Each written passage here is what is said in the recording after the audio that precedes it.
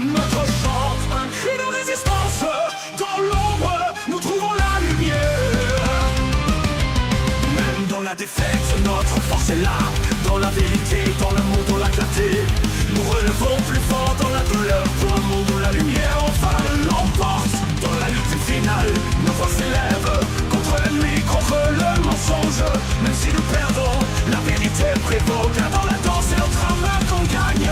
La danse des masques où l'ombre et la lumière se livrent bataille dans la nuit qui s'étend. Mais dans la défaite, la vérité apparaît.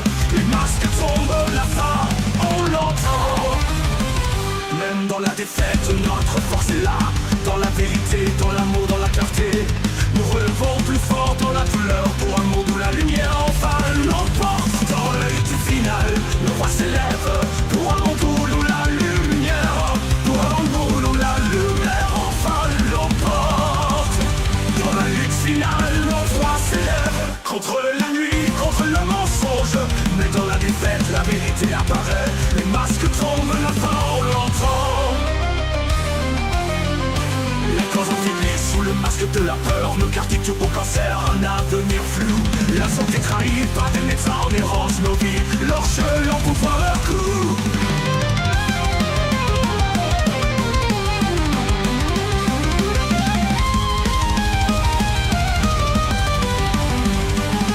Les écoles, le lieu de l'ignorance. Les jeunes dans l'ombre, ils trébuchent. L'éducation, un champ de désillusion. La vérité de nos livres s'échappe. La danse du masque où l'ombre et la lumière se livrent bataille dans la nuit qui s'étend. Mais dans la défaite, la vérité apparaît. Les masques tombent, la fin, on l'entend. Les hommes tombent de la trahison. Voix de voix, l'illusion démocratique. Dans la nuit, la fronde en procession. Notre avenir dans l'ombre critique.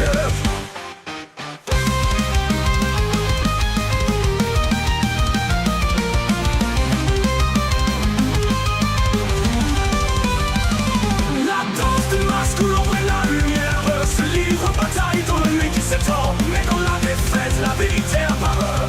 Les masques tombent, la fin, on l'entend. Trump, symbole dans la nuit, tombe, mais son esprit dans nos cœurs demeure. L'assassinat, une ombre qui plane dans cette guerre de 5e génération. La danse des masques, l'ombre et la lumière se livrent bataille dans la nuit qui s'étend. Mais dans la défaite, la vérité apparaît. Les masques tombent, la fin, on l'entend. Torsière dans la nuit, nous dansons. Avec les morts, nous conspirons. Mais dans ce chaos, un espoir se lève. Car les masques, ils s'envolent. Nos chants sombres dans l'air résonnent. Mais la vérité même nous hante. Dans cette guerre, un nouvel avenir se dessine. Car les masques tombent et avec eux la haine.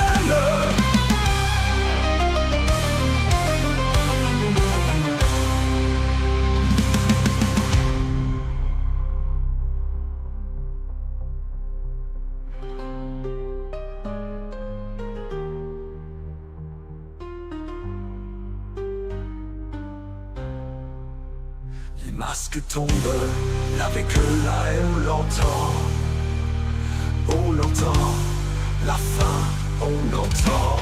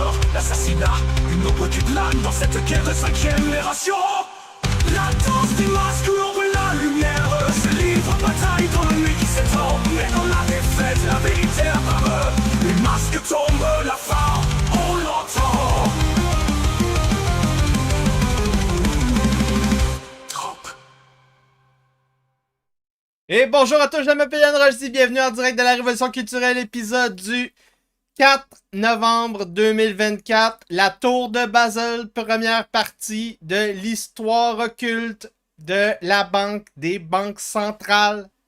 Ça va être toute une série de podcasts. Je pensais pouvoir le faire en un podcast, mais il y a trop de détails. J'ai éculé ça du mieux que je pouvais. On va en parler aujourd'hui. Donc, la guerre moderne est un mélange de jeux d'échecs et de jeux de go, de couloirs, de stocks et d'interdiction de cases. Un jeu où tu dois trouver et stocker des monnaies et ce qui back ta monnaie pour pouvoir payer ton armée et la logistique de ton armée moderne. Par exemple, le pétrole nécessaire pour une flotte avec 8 porte-avions américains. Je pense que c'est ça qu'ils ont, 8 porte-avions. Comment briser une nation? La guerre par la monnaie, c'est la guerre moderne. L'Allemagne, après la Première Guerre mondiale, c'est comme ça que l'Allemagne a perdu cette guerre-là. Comment devenir souverain, redevenir souverain, en prenant le contrôle des réserves de monnaie des territoires autour de soi. Donc, c'est ce que, encore une fois, l'Allemagne a fait entre les deux guerres mondiales avec l'aide de la Bank of International Settlement. Et donc, c'est le parti nazi qui a fait ça.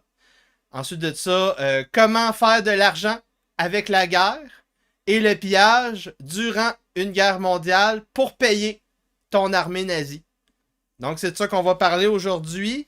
Je vous rappelle qu'on a des contrats virilistes. Donc, François Aubé va tripler les dons si on atteint 30$. On a eu beaucoup de dons samedi, juste après le podcast. On a eu Jeannot Lavoie qui a fait 25$. On a eu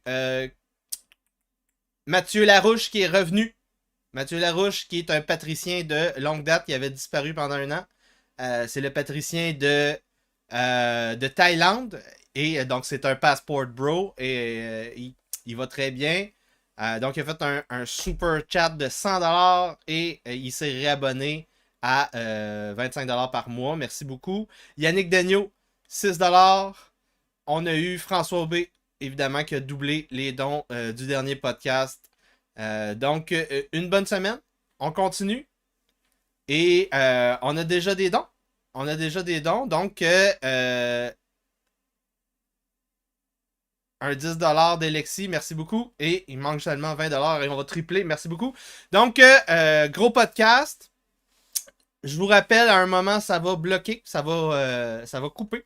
Parce que, évidemment, je travaille pas gratuitement. Pour avoir accès au contenu au complet en dehors des directs, il faut vous abonner à ma chaîne via 2 petites secondes. Je vais chercher le bon. Non, c'est pas le bon.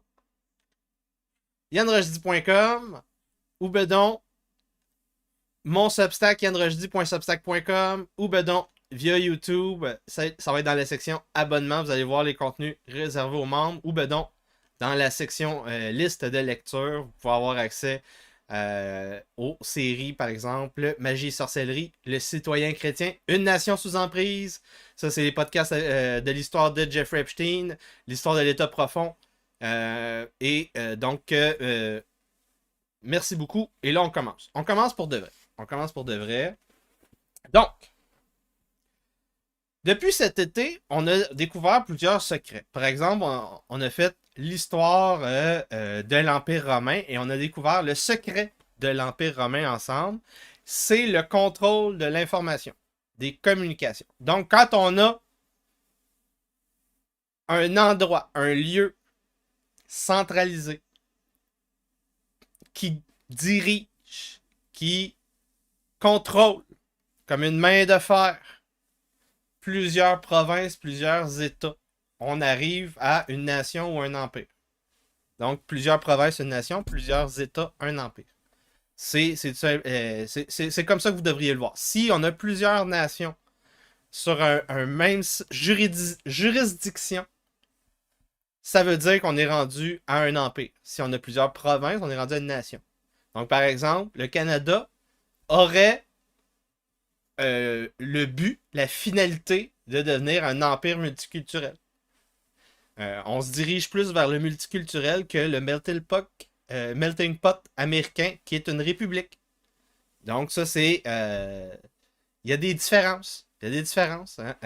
Mais c'est comme ça. On a découvert ça comme secret. Le secret de la civilisation, c'est le contrôle énergétique. Donc quand on parle de civilisation, quand on parle de sphère d'influence géopolitique globale, donc pas juste l'empire, pas juste une nation, mais un regroupement de nations et d'empires qui ont la même culture, religion, génétique. Par exemple, l'empire occidental chrétien. Par exemple, l'empire chinois. L'empire chinois, c'est pas juste une ethnie. L'ethnie dominante, c'est les Han. H-A-N. Les Indiens.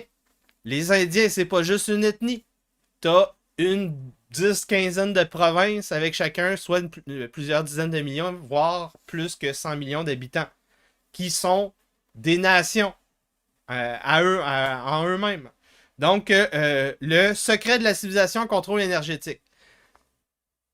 Comment une civilisation perdure dans le temps au niveau de la génétique? C'est en maintenant le contrôle énergétique. Donc, tant que les chrétiens, on va détenir les corporations qui contrôlent les centrales énergétiques de la grille énergétique nord-américaine / européenne, on peut dire qu'on est une civilisation chrétienne, occidentale chrétienne, même si le monde ne pratique plus. Mais quand à un moment donné, les corporations vont être autre chose. Ça va être autre chose. Ça va être une autre histoire. Donc, pareil au niveau des empires, contrôle la communication, information, présentement, on est donc sous l'influence de l'empire anglo-américain, des Five Eyes et de l'OTAN. C'est assez simple. Les Five Eyes, c'est donc les agences de renseignement et l'OTAN, c'est le militaire. On a le super chat de 5$ de Pierrette. Bonsoir à tous. Donc, il manque seulement 15$ pour remplir le contrat Virilis et entendre la nouvelle chanson du contrat Virilis. Donc, depuis la fin de la Renaissance, 17e, 18e siècle, des factions oligarchiques se sont fait la guerre pour devenir le premier hégémon planétaire. L'empire global. Donc, ça a commencé entre le 17e, 18e siècle. On a eu les empires anglais, espagnol, français, portugais, Dutch, ça c'est quoi Dutch et Pays-Bas. On a eu les Scandinaves un petit peu avant. Les Scandinaves se sont épuisés au niveau de la population durant le 13-15e siècle. Il y a eu des grosses guerres aussi. Mais au moment où on découvre le nouveau monde, on a les nouvelles technologies pour voyager plus rapidement, on commence à avoir les chemins de fer, puis toute la révolution industrielle qui arrive, très, très, très, très lentement, mais ça arrive. Donc, on a beaucoup d'innovations à partir de la Renaissance. Et, on se fait la guerre. On se fait la guerre et on découvre le secret pour faire la guerre au niveau impérial. Le secret, c'est tu te construis une banque centrale et avec ta banque centrale, tu as une machine à imprimer l'argent ad vitam aeternam. C'est pour ça que à partir du 17e, 18e siècle, on a commencé à avoir des guerres incessantes. Guerre de succession, on a eu des révolutions, on a eu le marxisme, les deux guerres mondiales, la guerre de sécession aux États-Unis entre le 18e et 19e siècle. Donc, ces événements, plus la colonisation en Afrique, en Amérique, en Asie, ont coûté des fortunes à financer de la part des belligérants et en général, donc il fallait donc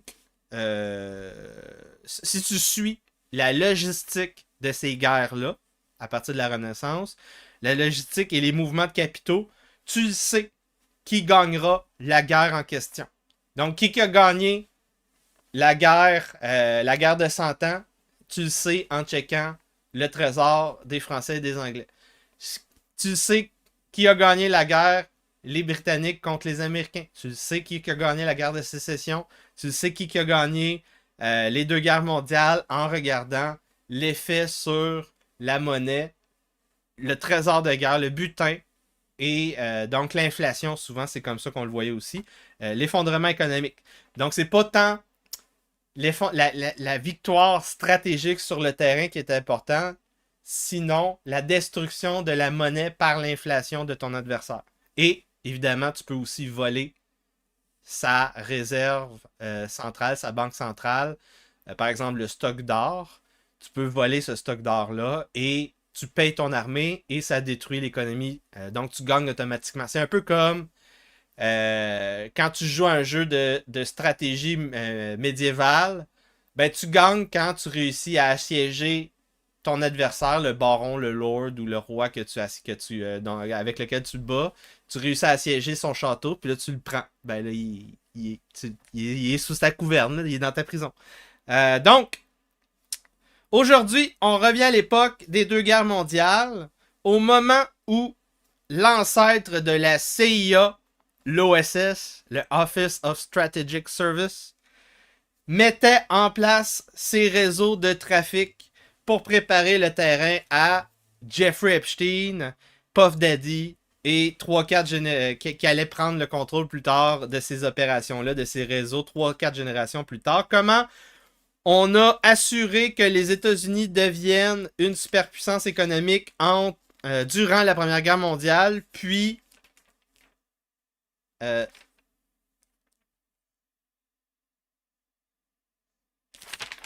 comment les États-Unis ont pris le contrôle de l'Europe grâce à un client compétiteur qui est devenu plus tard un ennemi, qui s'appelle le Parti nazi.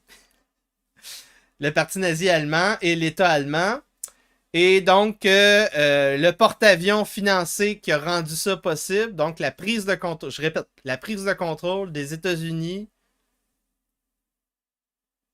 la prise de contrôle de l'Europe par les États-Unis, grâce à son client compétiteur, le Parti nazi, qui est devenu ensuite de ça son ennemi, rendu 1938-1939. On va terminer rendu là aujourd'hui. Donc, le porte-avions financier qui a rendu ça possible, la Suisse personnelle de l'Empire anglo-américain, la Bank of International Settlement, BIS. Il n'y a pas beaucoup de monde qui sait c'est quoi la BIS en passant. Souvent, quand on pose la question, tu as l'air, hein? Bank of International Settlement. De quoi tu me parles, là? Ben, c'est la banque qui permet aux États puis aux grandes corporations de faire ce qu'on appelle clearer la house. Donc, payer tes dettes. Donc, quand tu as des balances commerciales négatives, faut que tu envoies de l'argent à l'État. Par exemple, si on importe trop de trucs de biens manufacturiers chinois, il faut qu'on envoie de l'argent à la Chine, que ce soit l'État canadien, les corporations canadiennes, et on va passer à travers la Bank of International Settlement qui offre des services de transfert bancaire à peu de frais. Ils ont une petite commission, mais ce qui est intéressant, c'est ils font la conversion de devises gratuitement. Ça, c'est pour ça que les États et les corporations utilisent la Bank of International Settlement. C'est la gratuité de la conversion des devises de or à devise à or. Et donc, ça fait en sorte qu'on peut payer ces dettes-là avec moins de frais que si on passe. Et surtout, ça prend moins de temps que si on passait par d'autres banques, des banques commerciales. Donc, pour faire une guerre moderne, tu as besoin d'une banque centrale. Il faut que tu payes ton armée, le recrutement, la formation, leur armement, le stock, qui coûte une fortune, et surtout la logistique qui rend possible le maintien de ton armée en bonne et due forme. Tu as besoin de ta banque centrale. La banque centrale va donc stocker quelque chose qui a de la valeur. Ça peut être n'importe quoi. Ça peut être des gros disques en pierre. Il y a des États qui faisaient ça. Le livre en parle. Donc, tu as besoin d'une banque centrale qui back ta monnaie. Ta monnaie rend possible une économie forte. L'économie, c'est de l'énergie transformée qui permet d'approvisionner ton armée. Et tu as besoin aussi d'une population. Tu as besoin d'un gouvernement qui rend ça possible. Tout ça transforme ton économie normale en économie de guerre pour accomplir des objectifs stratégiques sur le terrain. Donc, quand les États partent en guerre ouverte pour une raison, en général, c'est pas juste pour se défendre. Tu peux pas juste dire je vais mobiliser mon armée. Ça te coûte une fortune. Donc, tu mobilises ton armée, il faut que tu la payes. Donc, en général, quand tu commences à faire un military build-up, au bout de quelques temps, tu vas traverser la frontière. Tu vas conquérir un nouveau territoire et tu vas annexer ce territoire-là, le contrôle, pour le piller en bonne et due forme. Comme ça que ça fonctionne. Le but du jeu, durant les 2 guerres mondiales, c'était donc de voler les banques centrales et de piller, de transformer le plus de ressources possibles dans le territoire pour payer l'armée. Avant ça, au Moyen Âge, c'était pareil. C'est de là que le mot trésor vient. Le trésor, c'était la banque du roi. Et là, tu pillais le trésor. C'est tout. Il y avait aussi le garde-robe. Le garde-robe, ça, c'était le compte bancaire privé du roi. Donc, pour payer, peut-on, sa prostituée, pour payer, pour donner des dons à sa famille, pour s'acheter des trucs personnels. Donc, en passant, c'est des vraies affaires. Écoutez mes podcasts sur Magna Carta pour avoir ces définitions-là. Donc, Bank of International Settlement, elle fait le lien entre les différentes banques de la planète. Donc, c'est un cartel. Parce que, évidemment, que c'est un club select. Pour rentrer au Bank of International Settlement, il faut que tu sois une banque centrale. Et la banque centrale, c'est déjà un club select au niveau national. Donc, toutes les délibérations dans la Bank of International Settlements, à peu près toutes, sont sans transparence. C'est opaque à 200%. Et quand on se plonge dans l'histoire, à travers les 16 chapitres du livre en 3 parties, on découvre que c'est un cartel qui est très puissant depuis à peu près 90 ans. Et là, rendu à la moitié du livre, où ce que je suis rendu présentement dans ma lecture, je me rends compte que ce que nous voyons depuis 2022, avec la guerre en Ukraine, les sanctions économiques contre le tsar Vladimirovitch Poutine Ier, c'est l'effondrement de cette Bank of International Settlement parce que la Bank of International Settlement permet donc de payer les dettes, les balances commerciales. Ça permet de lever de l'argent, avoir des prêts à court terme. Ça permet aussi les paiements bancaires mondiaux, le système SWIFT. Et donc, l'extraterritorialité du droit américain qui permet les sanctions contre des gouvernements, des États, des corporations, des milices, des groupes terroristes, des narcotrafiquants, peu importe, des entités mondiales. Ça, c'est grâce à la Bank of International Settlement qui a, entre 2000 et 2020, totalement basculé dans la sphère d'influence anglo-américaine. Et donc, je dirais c'est durant le mandat de Barack Obama que c'est probablement arrivé. On a donc été capable de noyauter, infiltrer la Bank of International Settlement du côté des Américains. Ça a rendu possible les sanctions mondiales. Et depuis cette période-là, on a eu lentement un groupe d'États, d'empires sur la planète qui se sont consultés. Ça s'appelle les BRICS. Et ces BRICS-là sont sur le point de créer leur équivalent de la Bank of International Settlement. C'est ça qui est en train de se faire. Il n'y a pas 10 personnes qui en parlent au Québec de présentement qu'est-ce qui est en train de se créer. Je suis le premier à vous faire cette histoire occulte-là. Donc, introduction. Bank of International Settlement est le club le plus select de la planète jusqu'à ce qu'on ait les premiers sommets officiels BRICS avec leur banque, leurs billets, leur monnaie, leur système d'échange mondial qui s'en vient très prochainement. Ça s'en vient. Donc, la BIS se convoque chaque 2 semaines, 2 fois par mois, le dimanche soir, à 19h le soir. Il y a donc ces gens-là qui se rencontrent à la salle de conférence E du building à Basel. Ils se rencontrent pour 1h30, 1h30, dans la tour de Basel, près de la station Basel Central, le chemin de fer, qui est une station de chemin de fer en Suisse. Les vitres du building sont toutes teintées. C'est un building à haute sécurité.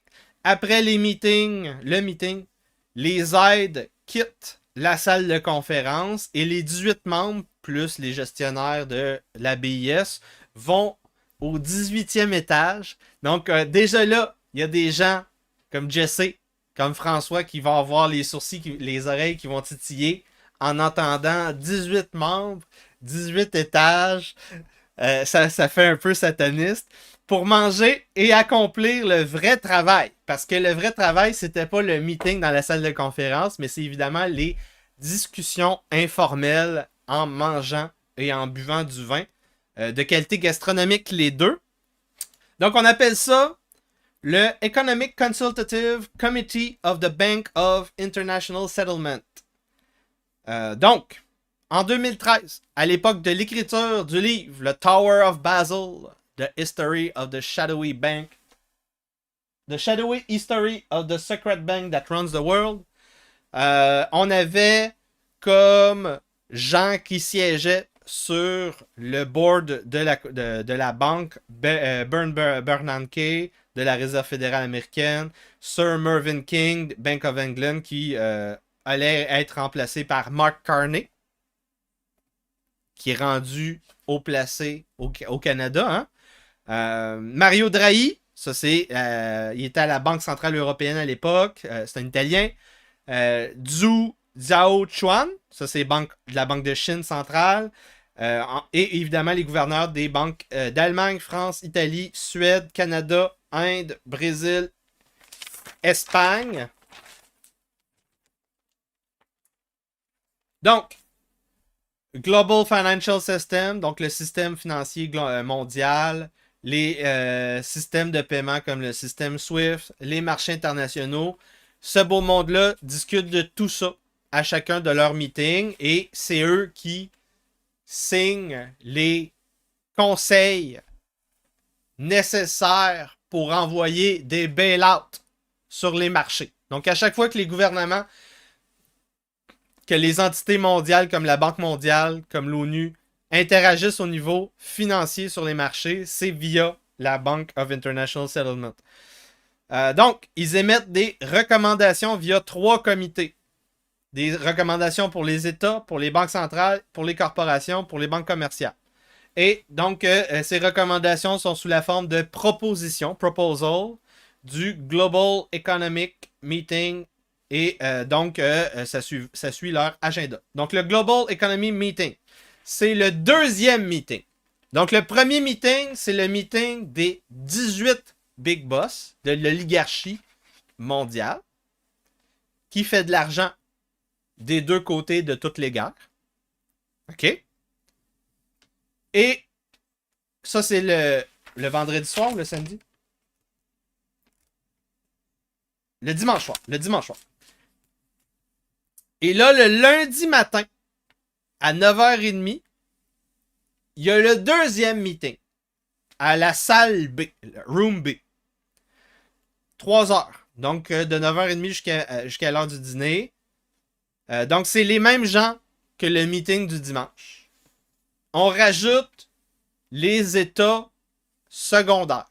Indonésie, Pologne, Afrique du Sud, Espagne, Turquie, 15 petits pays comme la Hongrie, Israël, la Nouvelle-Zélande qui sont des observateurs, qui n'ont pas le droit de parler. Donc, et là, on a un troisième tiers dans cette oligarchie-là. C'est vraiment comme une pyramide à 3 niveaux. Donc, on a le meeting du dimanche, le meeting du lundi. Dans le meeting du lundi, il y a le meeting du lundi, pas le droit de parler. Et ensuite de ça, il y a un autre tiers où j'ai même pas le droit de me présenter au meeting. Macédoine, Slovaquie. Et eux, ils sont dans les lobbies de la banque et dans les restaurants autour de la banque pour discuter avec les autres banquiers durant les 2 jours du meeting. Donc, c'est des meetings informels dans les meetings informels. Donc, c'est un peu comme les chiens qui ramassent les croûtes du festin. Ensuite de ça, on a un buffet des 60 membres au 18e étage. Donc, encore une fois, des symboles. 60 membres, 18e étage. Le 18e étage dans la salle de dîner, designé par Herzog et Demeuron. J'ai pas été voir c'est quoi qu'ils font comme architecture. C'est une firme d'architecture suisse qui... ah oui! Ils ont fait le stade de Beijing, le nid d'oiseau. Je sais pas si... dites-moi dans le chat si le nid d'oiseau, il y a des symboles satanistes. Donc le stade des Olympiques de Beijing. Beijing qu'il y a eu en 2012. C'est ça, 2012? En tout cas. À 14h, ensuite de ça... Ça, c'est le buffet. À 14h, le buffet... Non. Midi et demi, le buffet. À 14h, après le buffet, les banquiers, les aides ont un autre meeting. Ils retournent à la salle B, room B, jusqu'à 17h. Chaque gouverneur va donc... chaque gouverneur de la Bank of... Bank of International Settlement, chaque fois qu'il y a un nouveau boss, il y a des modifications de rituels dans les horaires, là, mais en gros, ça suit cet horaire-là depuis plusieurs générations. Donc, il y a des protocoles qui se sont construits à la BIS. Donc, par exemple, un des gouverneurs, un des présidents de la Bank of International Settlement avait dicté comme consigne que à chaque meeting, le premier qui discute, c'est le plus important. Donc, la plus grosse réserve, la plus grosse banque centrale, donc la réserve fédérale, ensuite de ça, la banque de l'Angleterre, après ça, la Bundesbank d'Allemagne. Ça, c'était sous la présidence de Jean-Claude Trichet. Et là, à la suite de ça, à l'époque de 2013, c'était Sir King, Mervyn King, qui était le président. Et lui, il était plus égalitaire. Donc, si tu avais quelque chose à dire, tu pouvais lever la main et tu vas prendre la parole. Donc, ça, il y a des différences de protocole, mais il y a certains rituels, comme le buffet, comme le fait que on a les sortes de meetings, ça reste. Ça reste. Donc, c'est à la tour de Basel que les vraies discussions des bailouts de 2008 se sont faites.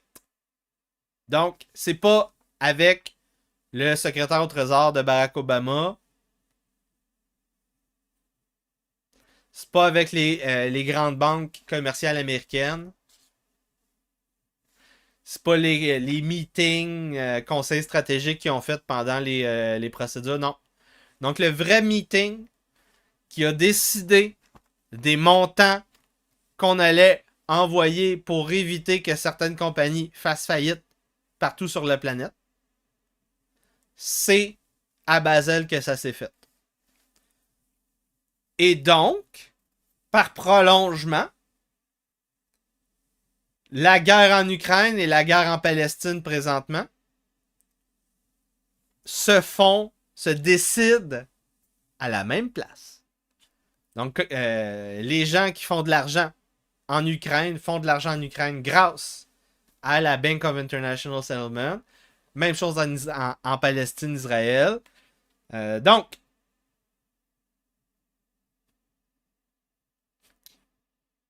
il faut aussi garder en compte que les banquiers, ils n'ont pas de couilles. Donc, un banquier,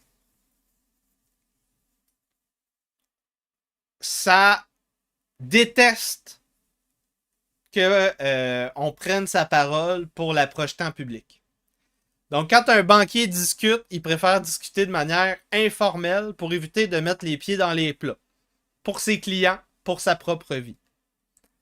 Donc, la Bank of International Settlement, c'est un endroit parfait pour que les banquiers des banques centrales, les mandarins modernes, les eunuques, décident de ce qui se passe sur la planète sans prendre leurs responsabilités. L'accès est impossible, c'est un private garden, c'est un cartel de renommée mondiale, jusqu'à la bouffe et au vin, probablement jusqu'aux prostituées. C'est à l'opposé des meetings des politiciens et des hauts fonctionnaires, parce que le secret permet d'éviter de dire de la bullshit. Donc, le politicien, le haut fonctionnaire, puisque sa parole est enregistrée en public, va te dire une cassette. Ils lisent des fiches, des PowerPoint, préparés à l'avance par des avocats puis des publicistes. Ben, à la Bank of International Settlement, ils disent les vraies affaires. Donc, ça dure 2 jours. Les autorités suisses ont aucune juridiction à l'intérieur du building. Donc, c'est de souveraineté. C'est souverain comme endroit. La Bank of International Settlement a des protections légales comme l'ONU et le Fonds monétaire international et comme toutes les ambassades sur la planète. Donc, la propriété est un sanctuaire inviolable qui demande donc consentement explicite de la banque pour que la police rentre dans le building. Ils ont le droit d'encoder leur communication et ils ont même le droit à des putsch, des sacoches diplomatiques. Donc, on n'a pas le droit de fouiller leur communication officiellement. Les employés ne paient pas de taxes et d'impôts. Ils sont payés grâce... ils sont payés une fortune parce que le niveau de vie en Suisse est assez élevé. Et évidemment, on veut éviter qu'il y ait de la corruption. Il y a énormément de demandes pour postuler à ces emplois-là. Les gestionnaires ont un statut de quasi-diplomate à l'international, autant au niveau réputation diplomatique qu'au niveau légal, au niveau des protections légales. Donc, ils sont protégés des saisies et de la recherche de leurs biens personnels. Le building est totalement autonome et autarcique. Leurs propriétés assets ne peuvent être saisies. Ils ne peuvent être sujets à des accusations civiles, civil claims, suivant la loi suisse, même si la banque est incorporée dans la loi suisse. Donc, ils ne peuvent pas être accusés au civil comme l'ONU, comme un État. Leurs archives ne sont pas publiques. La plupart de leurs accords ne sont pas signés. Ce sont des accords verbaux entre des banquiers. Et le levier le plus influent qu'ils utilisent pour ajuster les marchés internationaux, c'est évidemment les taux d'intérêt. Donc, c'est pas eux qui choisissent le taux d'intérêt. Eux, ils proposent en conseil un hausse ou pas une hausse. Quelle est la hausse en question? Quelle est la baisse en question? Et les banques centrales font juste suivre. Donc, les gens qui participent à la BIS ou dans les délibérations se prennent pour des prêtres, des technocrates. Ce sont, selon moi, des magiciens d'os, des alchimistes, des sorciers. Ils ont une tradition du secret, mais dans les faits, c'est pas vraiment une tradition du secret. on va voir que à peu près à toutes les étapes de l'histoire de la Bank of International Settlement, les membres du board ont fait filtrer de l'information aux autres États. Donc, c'est un cartel comme tous les cartels. Donc, c'est pour ça que je les appelle des magiciens d'Oz. En 2013, à l'intérieur de ces Global Economic Meetings, où il y avait les gens du dimanche soir plus les États moins importants, tu avais à peu près 80% du PIB mondial. Là, mais présentement, les BRICS sont capables d'aller chercher quelque chose comme 50-60% du PIB mondial. Donc, c'est à suivre. Donc, Bank of International Settlement publie des informations publiques accessibles à tout le monde. Si vous voulez vous faire là-dedans sur des renseignements de politique publique, financière. Donc, ça s'appelle les BIS Annual Report. Il y en a à chaque année, donc. Les rapports annuels. Et le premier grand spécialiste qui faisait ça s'appelle Per Jacobsen, un espion suédois, si je me rappelle bien. Donc, conseiller économique de la BIS entre 1931 et 1956. Donc, lui, il arrive pas directement au début de la création de la banque, juste un petit peu après la crise de 29. Et il va commencer à faire des rapports annuels qui vont être le truc suivi par tout le monde, tous les banquiers centrales, donc toutes les banques commerciales, donc tout le monde qui fait de l'argent suit ça depuis maintenant un siècle. C'est un peu comme l'almanach des banquiers. Donc c'est une lecture essentielle si tu es un expert des banques centrales, expert des monnaies. En 1956, Per Jacobsen va quitter pour le Fonds monétaire international. On a aussi des ressources en ligne, en plus des rapports annuels. On a des policy papers qui sont souvent émis via des départements de recherche. Donc, ils ont fait beaucoup de recherches sur les monnaies centrales, monnaies numériques centralisées, là, les CBDC, Central Banking Digital Currency. Ensuite de ça, ils font beaucoup de recherches sur ce qu'on appelle les Security Derivatives Market. Donc, Security et Derivatives, donc options, obligations, actions, toutes ces affaires-là, les contrats ou évidemment tout ce que tu veux faire de l'argent en bourse. Ils ont aussi comme ressource le International Banking Stats. Donc ça, c'est encore une fois une agglomération d'informations. Donc des statistiques de toutes les banques à l'international qui sont obtenues via des informations dans le domaine public. Donc, la Bank of International Settlement, fondée en 1930 officiellement. Les membres fondateurs sont les banques centrales de l'Angleterre, la France, l'Allemagne, l'Italie, la Belgique, un consortium japonais et des actions ont été émises à l'origine en 1930 à un consortium américain parce que la Réserve fédérale refusait de siéger.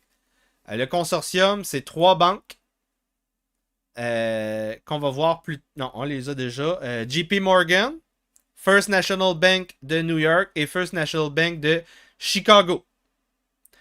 Donc, il faut être très conscient de ce qu'on vient de découvrir.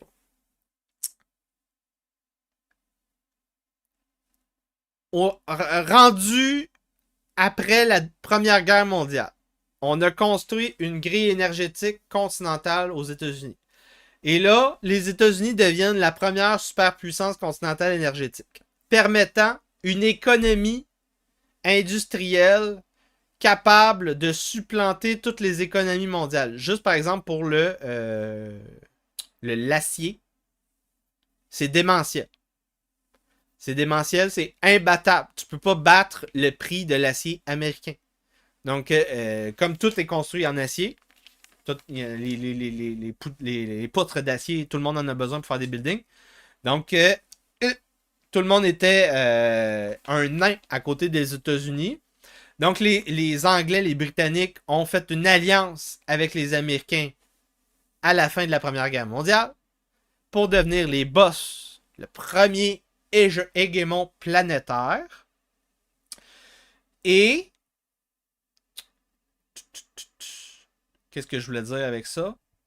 À ce moment-là, la République américaine qui avait la doctrine Monroe, la guerre juste à l'international, donc on envoyait la marine ou l'armée américaine seulement pour des conflits justes et légaux, ça s'est terminé. La République américaine a perdu ses valeurs chrétiennes et est devenue un empire qui doit payer son expansion territoriale planétaire et la corruption interne et inhérente à tous les empires. Donc, comment ça s'est fait? La construction, la transformation de la République américaine en empire, ça s'est fait via les réparations de l'Allemagne qui ont dû payer après la Première Guerre mondiale. Donc, le plan Young qu'on appelait à l'époque,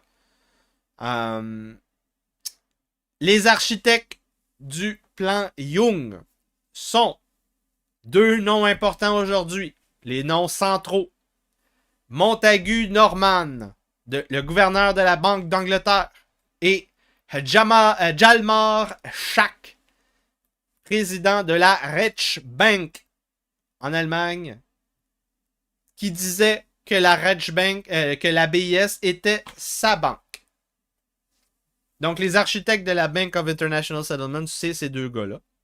Donc, le gouverneur de la Banque d'Angleterre et le président de la Banque centrale allemande. Les statuts. La mission de la banque. Promouvoir la coopération des banques centrales et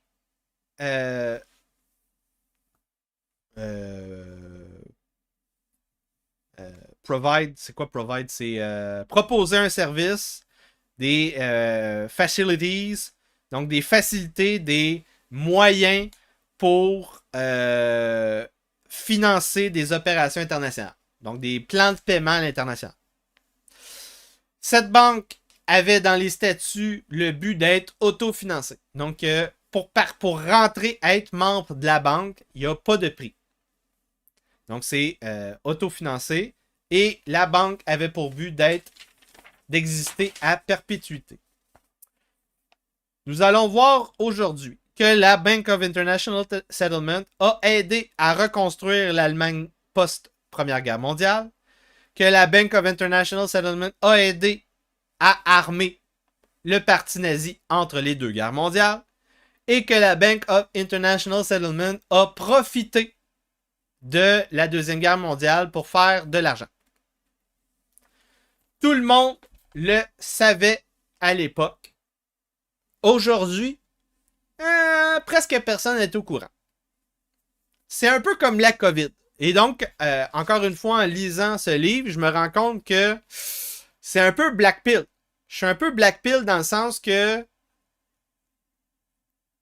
si c'était évident au niveau public à l'époque, puis qu'on a oublié ces informations-là à travers les générations, probablement que ça va arriver encore avec la COVID. Donc, le parti nazi n'a jamais envahi la Suisse et pris contrôle, occupé la Bank of International Settlement parce que ils avaient besoin de la BIS pour financer le Troisième Reich et leur armée, les SS. Donc, après 1945, on a eu, à la fin de la Deuxième Guerre mondiale, 5 directeurs de la banque qui ont, dont Hjalmar Schacht, qui ont été accusés de crimes de guerre au tribunal de Nuremberg. Même s'ils ont perdu la guerre, les Allemands ont maintenu en vie leurs usines. Donc là, ça, c'est crucial pour comprendre qu'est-ce qui s'est passé post-Deuxième Guerre mondiale, même si on n'en parle pas aujourd'hui. Donc, durant la fin de la Deuxième Guerre mondiale, les Allemands ont réussi à éviter de perdre leurs usines à travers les bombardements alliés. Et ça a fait en sorte que, à la sortie de crise, la croissance allemande a été plus rapide que tous les autres pays en Europe à cause de ça. Donc, post-Deuxième Guerre mondiale, l'Allemagne est devenue une powerhouse énergétique. C'est très étrange. Très étrange parce que ça s'est terminé quelque part, encore une fois, entre 2022 et 2024 via la guerre en Ukraine où donc cette superpuissance énergétique européenne s'est auto-sacrifiée pour essayer de sauver les Ukrainiens. Très étrange.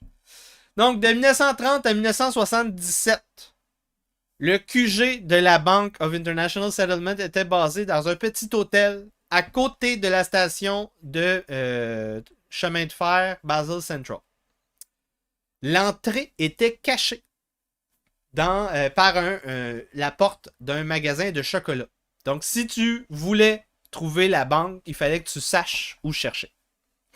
C'était un peu comme le chemin de traverse dans Harry Potter.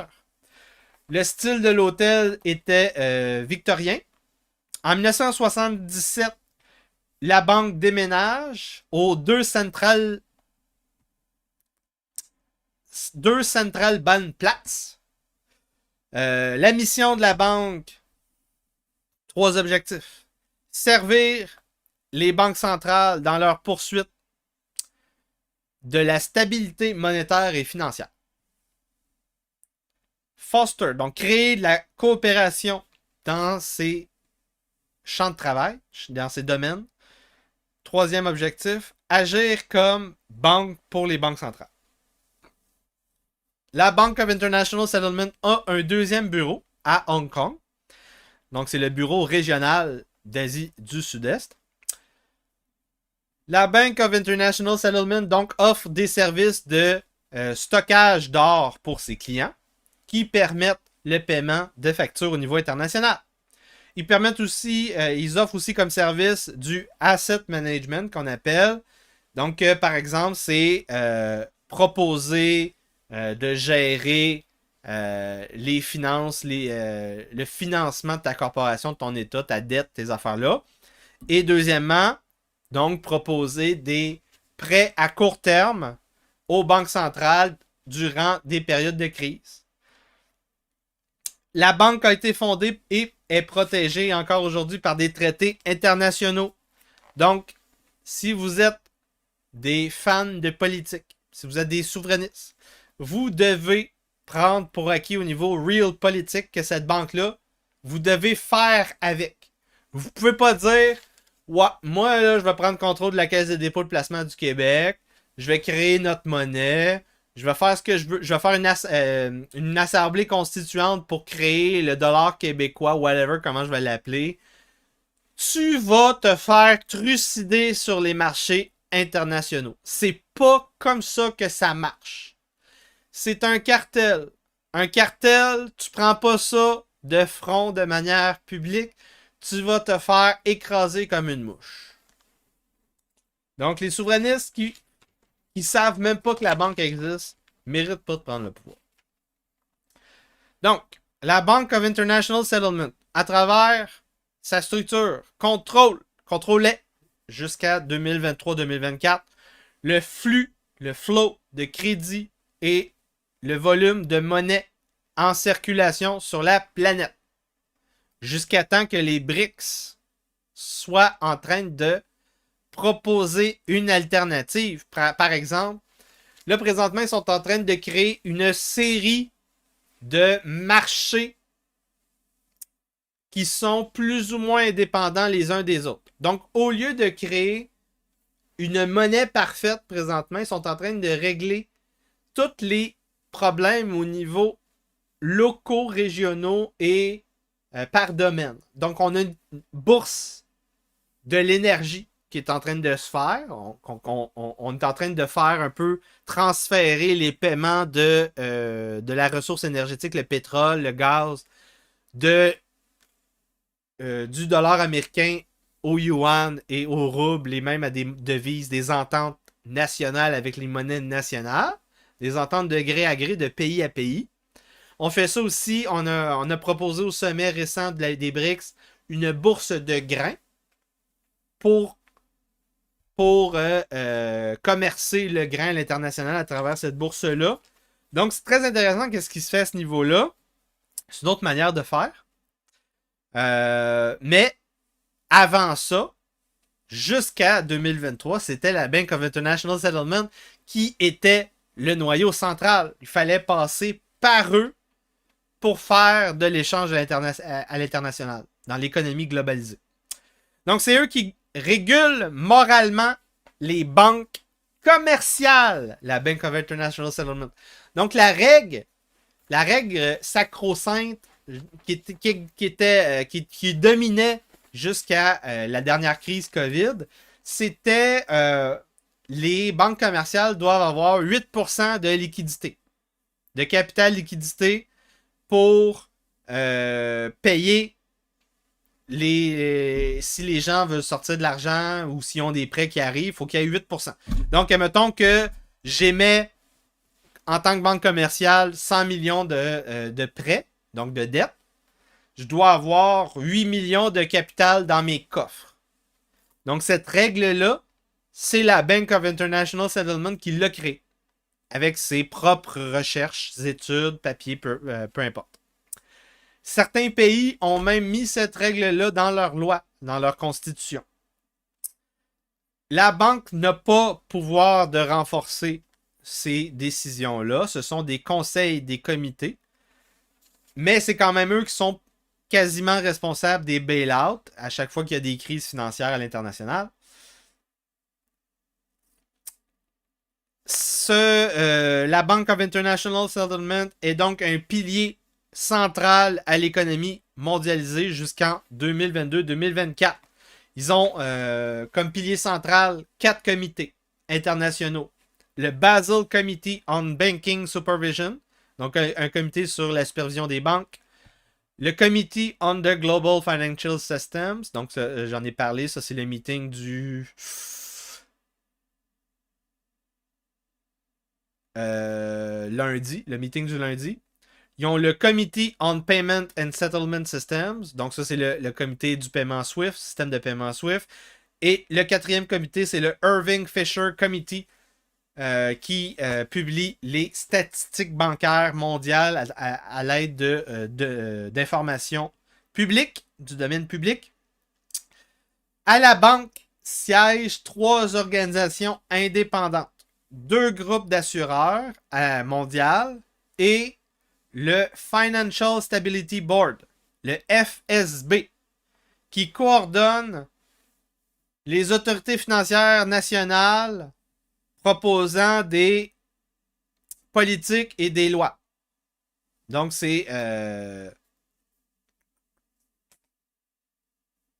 à chaque fois qu'on a les États qui veulent réglementer les banques centrales, proposer des bail-outs, modifier créer des autorités financières mondiales, comme par exemple ici au Canada, l'Agence de revenus du Canada, Revenu Québec, la FinTrack, ça c'est l'agence de renseignement qui suit nos données bancaires. Si on veut faire du blanchiment d'argent, par exemple, c'est eux autres qui vont enquêter sur nous. Ben, ces gens-là répondent à une entité, une autorité mondiale qui coordonne ces affaires de blanchiment d'argent à l'international pour l'extraterritorialité du droit américain. Puis cette entité-là qui coordonne ça s'appelle d'une part Five Eyes et d'autre part le Financial Stability Board. Ensuite de ça, qu'est-ce qu'on a d'autre?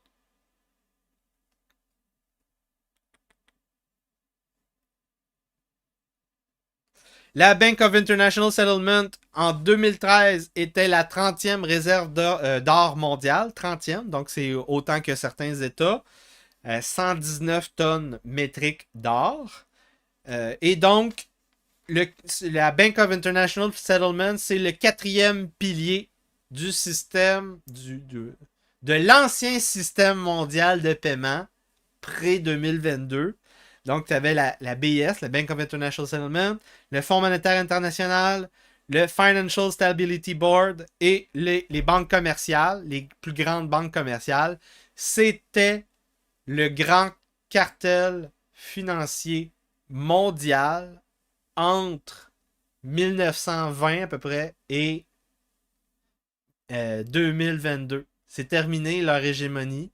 Donc, les BRICS sont rendus à peu près 30-50% d'influence, dépendamment de l'indicateur dont on va prendre en compte. C'est, mettons, le PIB des États, ça pourrait être le stock en or, ça pourrait être la population. La population, je pense que la population des BRICS, c'est quelque chose comme 3/4 de la planète. Donc, c'est la force d'influence des BRICS est en train de supplanter l'entité, le cartel des cartels qui gouvernait notre société depuis presque un siècle. C'est en train de disparaître. Donc, c'est la fin de la section gratuite. Si vous écoutez le podcast en différé, vous allez devoir vous abonner. Si vous ne l'êtes pas déjà, 5$ par mois, un café par mois, sur yanrojdi.com, sur yanrojdi.substack.com ou via YouTube, dans la section abonnement. Dans tous les cas, vous allez pouvoir voir la vidéo au complet.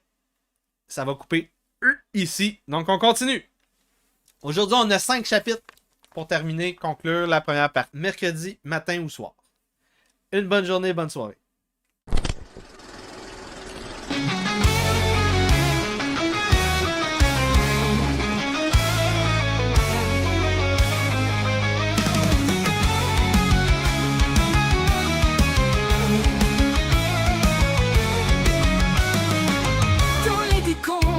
Nous voyons une chance de rebâtir, non pas avec vengeance, mais avec espoir, amour et une foi immense pour un avenir où notre serment scintille. Coupure dans un monde, nous nous engageons pour la famille, le christianisme, nous prêtons serment. Nos cœurs forts de foi dans les ténèbres, ils chantent pour une nouvelle ère sur des fondations de ciment. Nous bâtissons des empires avec honneur et devoir. L'entreprise, un contrat viriliste, un nouveau foyer où la parole dominée dans la force et la rectitude est le socle de notre vie, notre attitude. Le serment des martyrs sur les ruines, nous jurons pour un monde où la vérité et l'amour sont la norme. Dans le rogisme, nous trouvons force et soutien. Pour l'avenir ensemble, nous élançons. Notre une ancienne, où nous semons l'amour, la localité, notre terre, où nous défendons le futur. Nous promettons de protéger, de servir avec ardeur pour les générations à venir, un monde meilleur. Le serment des martyrs sur les ruines, nous jurons pour un monde où la vérité et l'amour sont la norme. Dans le rogisme, nous trouvons force et soutien. Pour construire l'avenir ensemble, nous élançons.